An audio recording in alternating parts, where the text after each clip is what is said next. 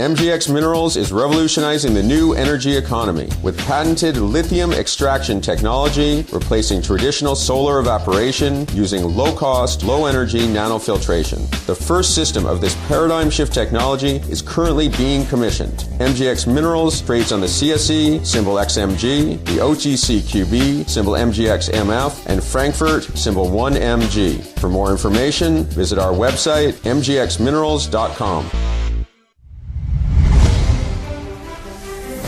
Welcome to the Goddard Report. Comments made on the Goddard Report and TalkDigitalNetwork.com are an expression of opinion only. Here is Jim Goddard. My guest is award-winning investigative reporter Bob Mackin. He's the publisher of thebreaker.news. Welcome back to the show, Bob. Thank you. Bob, any fallout for British Columbia from the U.S. elections? I see Washington state voters have for a third time rejected a carbon tax. How does that keep BC competitive, where we've had a carbon tax for over a decade? Well, maybe that'll give some people pause for thought in British Columbia, because that was an initiative on the ballot. That was not the government deciding in the state Congress. That was not the politicians deciding. That was not the politicians putting to the people. That was an initiative by the public. And we've got that kind of law here in British Columbia, too. It's got a high threshold, of course, but if there's enough people in British Columbia who want to get rid of the carbon tax, well, why not organize? They'd have to get a certain amount of signatures in every single riding across the province and then submit it to Elections BC to get them to verify all the signatures, and then it could go to the legislature for a decision, or it could go even onto a ballot, and the public would get a chance to decide yea or nay if the carbon tax should continue. The carbon tax was brought in by, of course, the BC Liberals, and they diverted money to other projects. They always like to call it revenue neutral. And then the NDP took over and decided to increase it. And they're trying to claim that this is this great model of putting a price on pollution that Justin Trudeau is adopting nationally. But does it really work? The last time we really saw that pollution really dropped, carbon pollution from vehicles dropped, was 2008 during the Great Recession, when people were spending less, driving less, and therefore polluting less. So there's a big question of whether this kind of taxation helps anyways. What was interesting in Washington State, though, was the oil industry especially got behind the opposition to this. They raised about $31 million, a very large amount. Of course, there's been some U.S. Supreme Court decisions that really took away a lot of the limits on spending on various elections. So those that can spend more can sometimes sway the ballot more.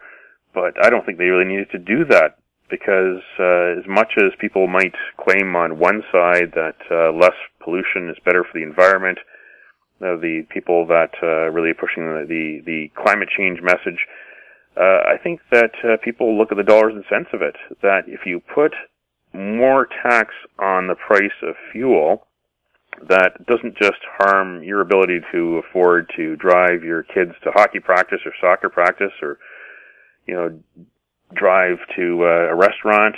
It also increases the cost of everything, because items don't just show up in stores by magic.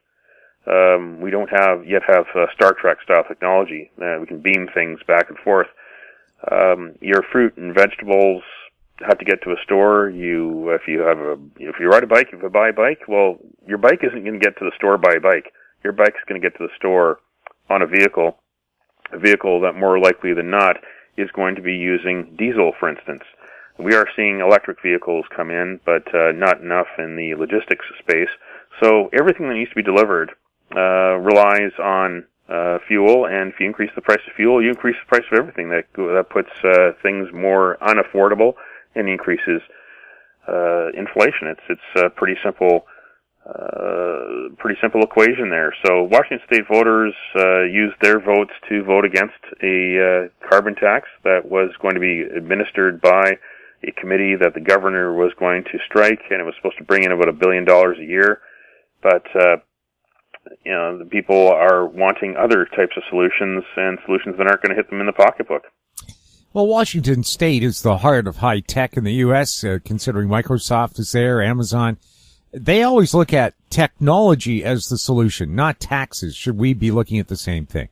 Well, definitely, technology is starting to solve things here in British Columbia, and more people are buying electric cars, for instance. Of course, there is a subsidy for that the government offers to get people behind the wheel of an electrical car.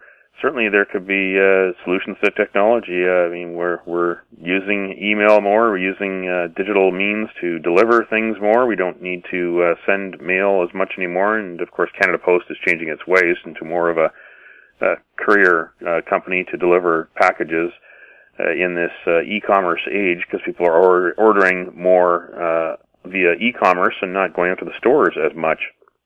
So certainly that is one example of technology. Amazon being in Seattle, its worldwide headquarters in Seattle, that's a company that has transformed commerce. People aren't going to stores as much as they used to, and are getting their items delivered after they order it online. Although you'll still see a lot of people jamming shopping center parking lots in the weeks and a couple of months to come because of Christmas. It hasn't taken away all of the bricks and mortar business.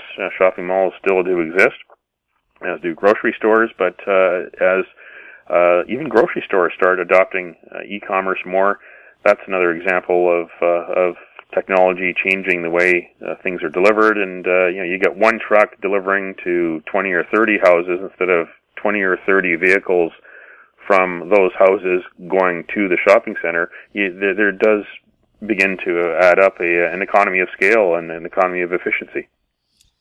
BC rolled back the speed limit on a number of highways, 120 kilometers an hour. I think that's around 80 miles an hour if you use the old system. And it was found it was killing a lot of people. Do you think it was poorly thought out in the first place?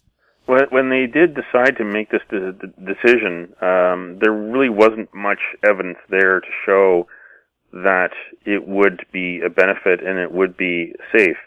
And of course, that was under the BC Liberals, who were looking forward to the 2017 election, were hoping to do whatever they could to please people in rural areas who do use highways more than perhaps people in the Lower Mainland, where highways are kind of jammed at rush hour and you don't go very fast at the best of times.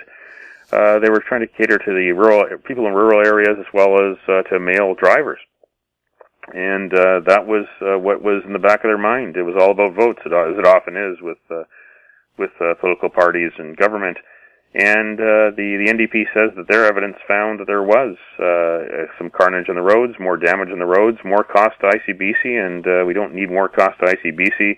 People who are against this move are looking at the ICBC situation and saying, well, this is just another cash cow. The government will lower the speed limits to such a point where they can deploy more police out on the highways who can write more tickets and bring in more fine revenue.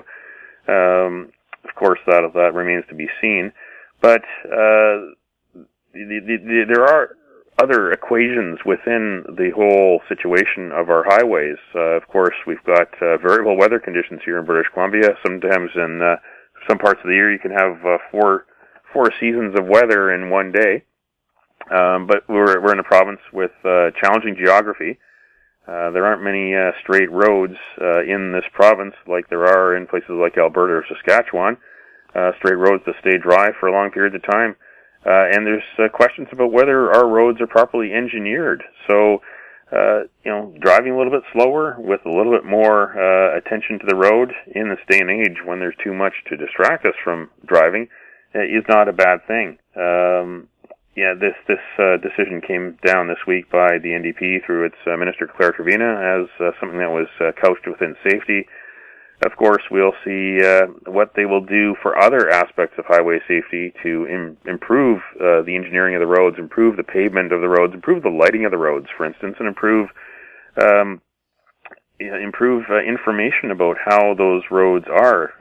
For instance, there's some roads around the Lower Mainland that have traffic cameras installed. Lionsgate Bridge is one of them, and I checked earlier today, and the Lionsgate Bridge traffic camera was still out. It's been several weeks since service was available. You could look online and see what the traffic was like on the traffic camera. Well, you can't right now, so there's so many other things that the Ministry of Transportation needs to do, and they better not just stop and pat themselves on the back at lowering the speed limits.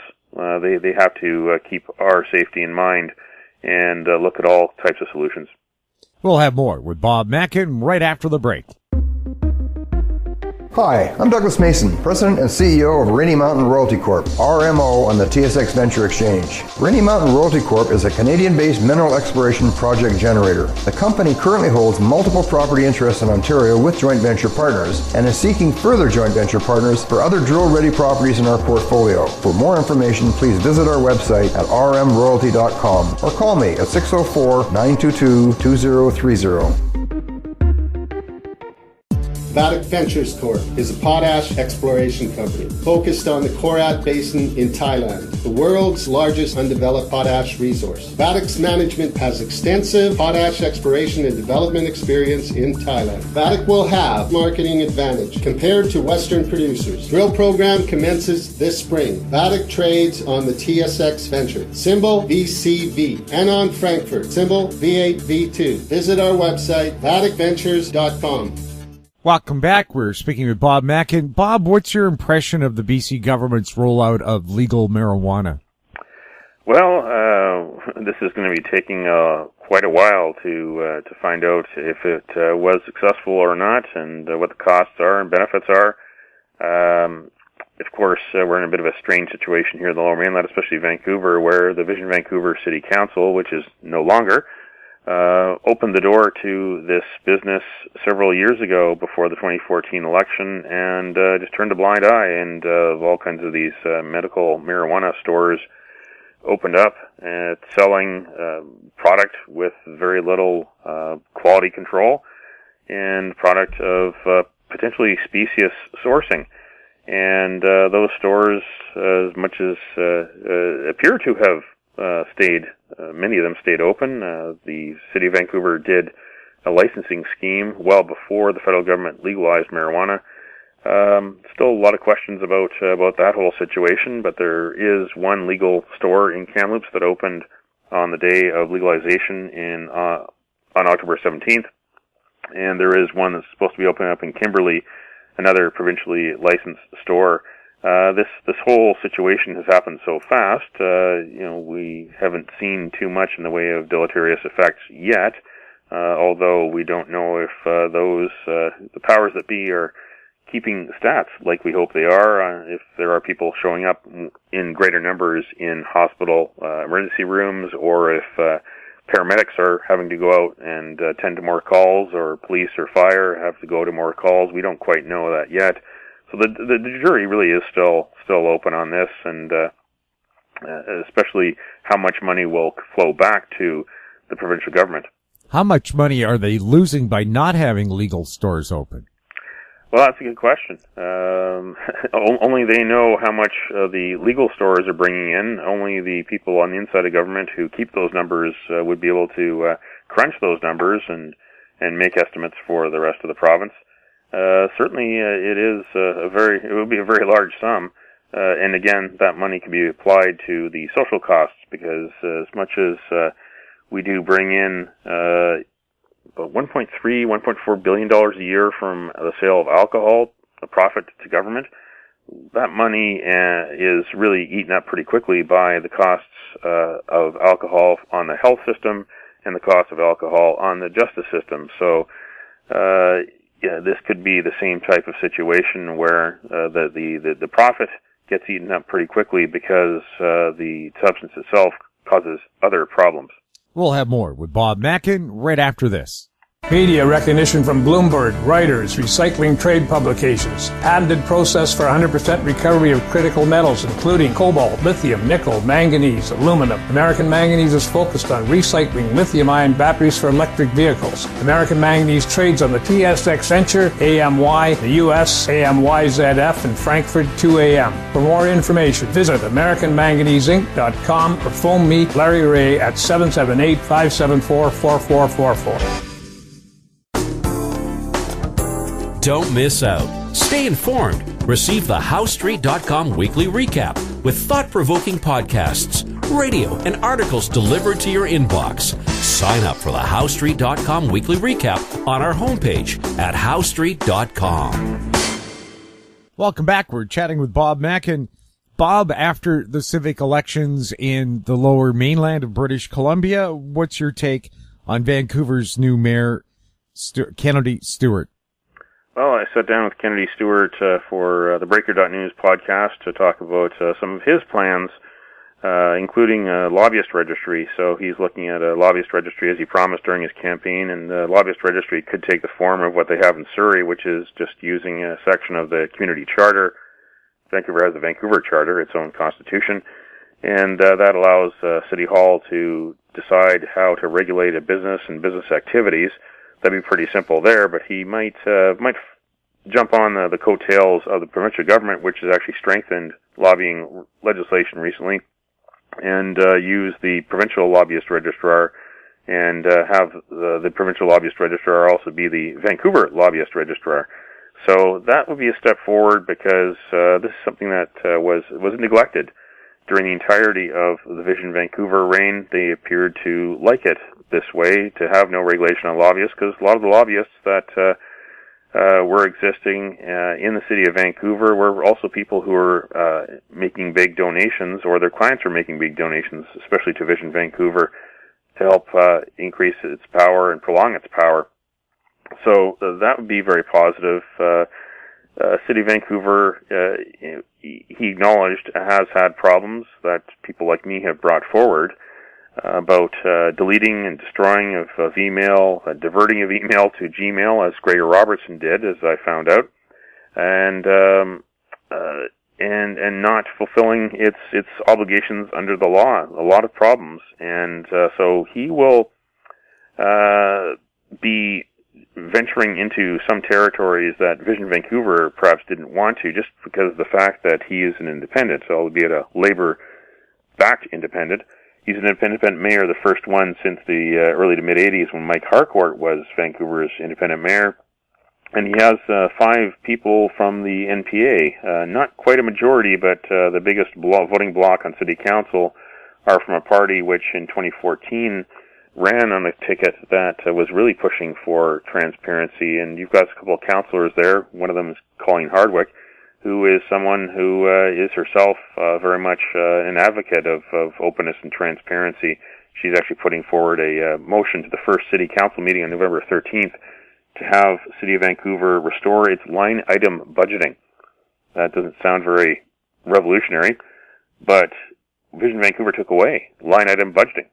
We don't have a line item budget where you can look at line by line about the costs of what City Hall spends on and what City Hall plans to spend on. So you will see what else happens in the City Council. But I was at the swearing in, and the face that they're putting on the City Council is a City Council that could perhaps work together more often than not and be a lot less political, because there is no party discipline needed right now.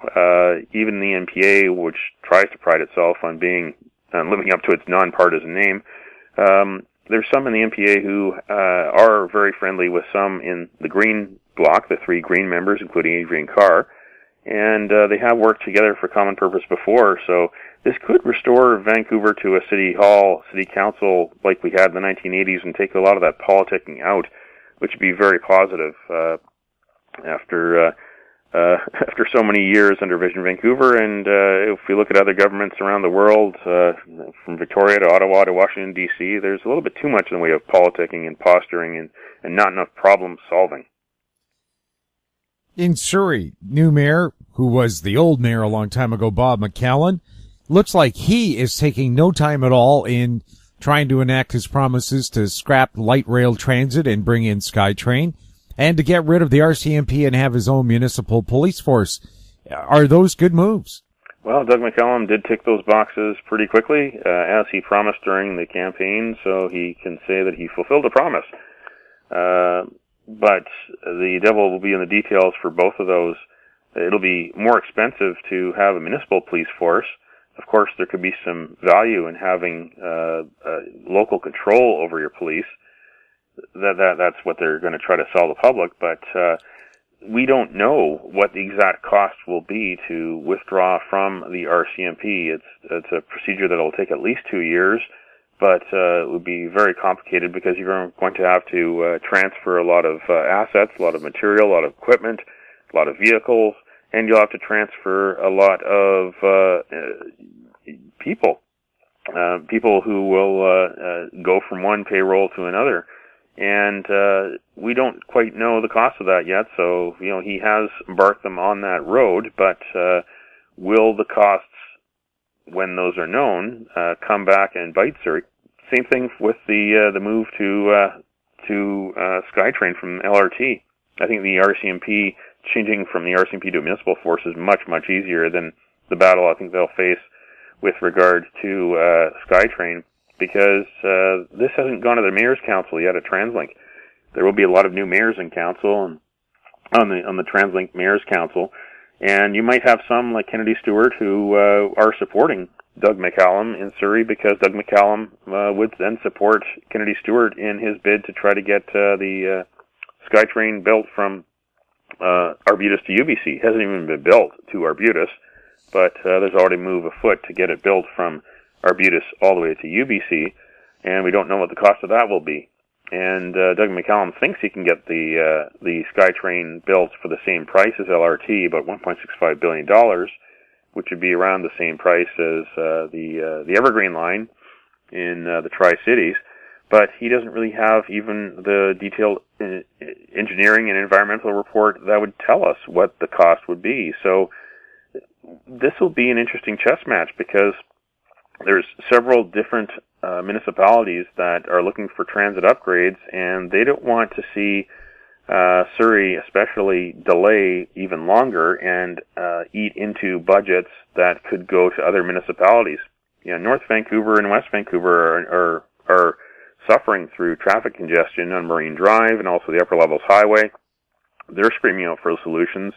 And do you think the three new mayors in the North Shore will support Doug McCallum to spend more time and spend more public money delaying this to change the technology just to appease those who voted him?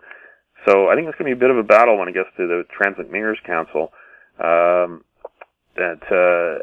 think Doug McCallum may have bit off more than he can chew. He'll obviously get some support from the new mayor of Langley and the other Langley too, both Township of Langley and City of Langley. And there might be some people further out in the valley that'll be saying, hey, we'd like to get SkyTrain all the way out to Abbotsford someday. But this is going to be one to watch, and I don't think it's going to be an easy one at the next meeting that Doug McCallum goes to with the TransLink Mayor's Council. I think it's going to be a bit of a dog fight there, and I think there's going to be some extra time spent on studying this to see what the costs are to compare it. And maybe there might even be other people that might say, well, wait a second, why are we going with light rail or SkyTrain? Why don't we have bus rapid transit instead? Get it done in the fraction of the price and get it done quicker so that congestion can be reduced even quicker. So maybe some other ideas might be thrown into the mix. It's going to be one to watch in the weeks to come.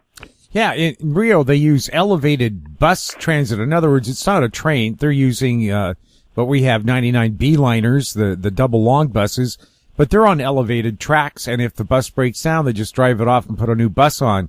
And they find that really moves people around. People saw it during the Olympics. And again, fraction of the price, but just as effective as a train. Should we be looking at alternatives like that? Oh, absolutely. I saw bus rapid transit in action in Rio de Janeiro during the 2016 Summer Olympics. And it wasn't even on tracks. It just had dedicated roadways, and it was able to control the signals at intersections, and did have dedicated lanes on bridges that was able to get from point A to point B in the Baja de Tijuca area of Rio de Janeiro very quickly. And the capacity of the articulated buses was probably the same as what rapid transit would be on tracks. So absolutely, they should before they put the shovel in the ground, make sure they're building the right technology at the right price, instead of just building a technology that'll help a company like SNC-Lavalin maximize its profits. This is public money that is being spent on transit infrastructure, and the more you put into transit infrastructure, the less you have left over for hospitals and schools. There's only only a finite amount of money to go around. Bob, has Burnaby City Council become an anti-development council, or are we going to see a new face there where all these big plans for Metro Town, where the biggest shopping mall in British Columbia is torn down, and they said would be turned into what they would call a regular town center? Are those plans on hold, and all the little apartment buildings that were being torn down, will they be kept? Well, I don't think they're going to be anti-development. They're going to be doing different types of development, and they're going to try to do some slower development, full-on city planning, like we're going to see, I think, in Vancouver, because there's some councillors there, such as Adrian Carr and Colleen Hardwick, who are working together, the Green and the NPA, to do a full-on city plan. I think that's what's going to happen in Burnaby. Mike Hurley, the new mayor, wants to do that as well, because like Vancouver the last several years, we've seen towers mushroom in parts of Burnaby that you never thought towers would be, especially towers with luxury amenities and even concierges, displacing smaller apartment buildings which have displaced people. And according to Mike Hurley, he's talked to people in the business community who are not happy with that because there are fewer working class people in Burnaby. They're finding it harder to find people to work in service jobs, finding it harder to find people in Burnaby to work in construction jobs. So there's got to be proper city planning. So a proper city planning doesn't necessarily mean a council is going to be anti-development. There are people on Burnaby Council, just as there are in Vancouver Council, who realize that there has to be some more density here and there to justify transit and justify bringing more affordable housing in. I think that's going to only happen through proper city planning, because if you build too much, then you're going to put stress on other services. You'll put stress on the roads. You'll put stress on schools and hospitals. You'll put stress on services like police, fire, and ambulance. You've got to do it in an evidence-based, scientific fashion as much as possible. And now that you have less influence from the developers after this election, the developers weren't allowed to write six-figure checks anymore, then you don't have politicians in there who are necessarily beholden to developers like they used to be. So they might have a chance to take some closer looks and be a little more deliberate in their decisions and decision-making that could end up in proper city planning and allow the region to have a bit of a breath of fresh air. And of course, too, you have to account that on any given year between something like 23,000 to over 40,000 people move into the Lower Mainland. Even if there's a real estate slowdown and housing sales go down, where do we put all those people? That's a good question. And part of the problem that we face in the Lower Mainland is that we do have these 22 fiefdoms, these municipalities, and I think that for the long-term future of the Lower Mainland, there has to be a discussion about some sort of amalgamation. Maybe not amalgamation to make it a super city like Toronto, but why not have some sort of amalgamation in the North Shore? Luckily, North Van District voters did vote on October 20th to start a committee and spend some money on that committee to talk to the city of North Vancouver about advancing potential merger of the city and district of North Vancouver. That's a great idea. They already share some services. Why do we need two city halls? Why do we need three city halls on the North Shore? Why not just one? And why not some sort of merger someday between Burnaby and New Westminster or Delta and Richmond? I mean, I'm just throwing that out there. But it's something that has to be talked about, because the more we have regional cooperation and less of these fiefdoms, the better the planning can be, the better the communication can be between each of these regional nodes, so that the public can put people in the right place where they're closer to their jobs, closer to their schools, so that the environment is also taken care of. There's a big issue in Richmond with farmland and huge houses being built on farmland, and farmland becoming less valuable and taken out of circulation and food not being grown. There's also people in industry who are concerned about scarcity of land, the cost of land for industry, for logistics, for instance. There's all of these moving parts in the Lower Mainland about where we're going to put people to live, where we're going to put people to work, to learn, to play. And I don't think it's best served by having all these little fiefdoms, all these little city councils, municipal councils, and then they meet together every once in a while in Metro Vancouver, which is a government which we don't get to actually directly elect. So I think the whole concept of what we have here in Metro Vancouver really needs a rethink of how it's governed, who it's governed, and how many governors there are. Bob, thank you so much for chatting with us. Thank you. My guest has been award-winning investigative reporter Bob Mackin, publisher of thebreaker.news. If you have any questions for Bob or any of our other guests, you can send them to info@howstreet.com. I'm Jim Goddard. Thanks for listening. Comments made on the Goddard Report and TalkDigitalNetwork.com are an expression of opinion only. The Goddard Report is available online and mobile at TalkDigitalNetwork.com. The Goddard Report is a production of How Street Media Incorporated.